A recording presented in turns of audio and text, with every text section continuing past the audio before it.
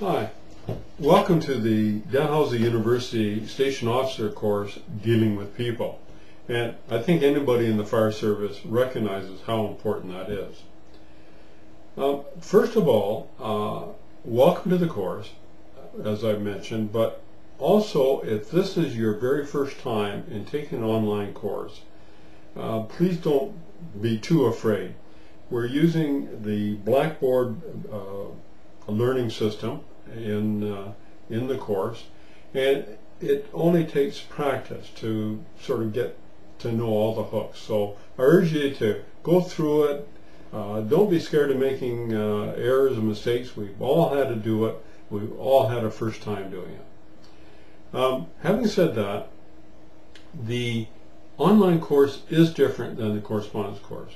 I really feel that it is the coming wave of delivery for all courses in education, particularly within the fire service, where we're in different stations, different departments, by ourselves, and it's really tough and it's really expensive to get us together in a classroom. There's so much information now on the web, and you'll see a lot of information under the instructor notes. You don't have to read them, but I think it gives you even greater insight into the different modules or units that the course has. The course starts out with the history and organization of the fire service, and you're probably the best expert on how you are set up in your fire department. But it goes and gives us some principles in those areas. Then we get into what I think is the real essence of the course. That is the following unit, starting with Unit 2, Motivation. What is motivation? If you look at Wikipedia, which is a resource that probably you should take a look for, just Google Wikipedia, W-I-K-I-P-E-D-I-A. And they say that motivation is a word used to refer to reason or reasons for engaging in a particular behavior, especially human behavior, as studied in psychology and neuropsychology. Well, more specifically, so that gives us a broad view. Then more specifically, in our course manual states, since firefighters can't really be coerced, threatened with punishment, then the only way firefighters can be motivated is by non-coercive influence, i.e. leadership. And so we're going to be looking at motivation, how it works with individuals, and then in Unit 3 we go on to leadership.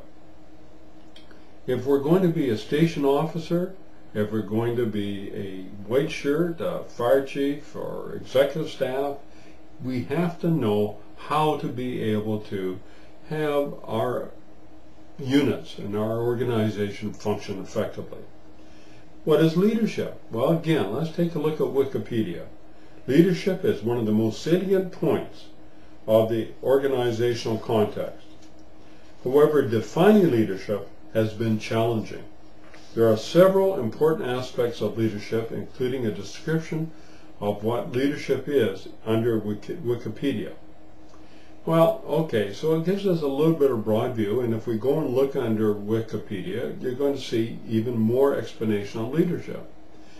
Under the course manual, we have several explanations on motivation and several methods an officer can use to motivate individual firefighters. Leadership is more concerned with motivating by the group than the individual. And I think that's an important part. We take on different identities or different mindsets when we're in a group. I think when we go to the fire station, go to the fire hall, we have a different role set or thinking mode than we do when we're at home or playing ball with our baseball team or hockey on the rink or whatever. And we need to understand how to lead in these kind of situations. Unit 4 then goes into the composite station, and as well, you under the instructor notes will see a lot of references to combination fire departments. They don't, in the United States, really use too much the wording of composite, but it is the same thing, and basically the same principles. The course manual states that the recognition of workmen's compensation coverage to firefighters with people with certain specific types of cancers might cause problems between full-time career and volunteer firefighters, because possibly unequal aspects of compensation coverage, and the feeling that may be implied that volunteers feel less worthy than full-time, and also possibly vice versa. How is the treating of the two between them, between the volunteers and the career? So that's going to be an interesting unit to examine and review. And then probably the toughest area, I think, for the fire service is coaching and discipline. I'm going to just read this verbatim. There's always a different area for fire officers who have been promoted through a variety of methods from the firefighter level to the officer level. The performance or non-performance of individuals within the crews is a responsibility of the company officer. And let me say that again, it's the responsibility of the company officer. The difficulty is personnel in a career station are often compared to a family. They eat together. They sleep together. They suffer tragedy, and this is also within volunteer departments. They have triumphs together, again within volunteer departments also. They party together, watch TV together, and so on.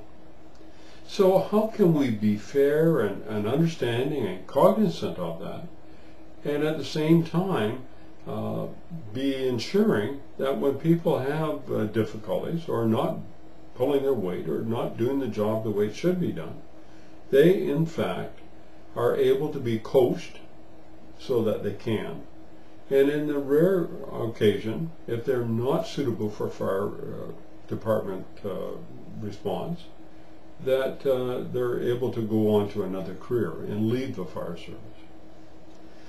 The last unit you will see in the course guide that's been sent from Dalhousie has a Unit 6 recruiting volunteers. It's not a unit that you're going to be responsible for within the web course, but I have got a number of instructor notes for you. There's a lot of wisdom, I think, on the internet, and part of the challenge I'd like to throw out is use the web and try and access some other thoughts that are out there on the different topics that we just covered. I'd like to just mention that instructor, you're always asked by the students, what are the expectations for assignments? Well, first of all, I'd like you to remember that one page is usually 250 to 300 words, and I don't like overly long essays, because I think part of what we're trying to do is coach you to become chief or deputy chief or division chief or battalion chief or company officer, and you have to learn how to write effective reports that are succinct and cognizant of the topic.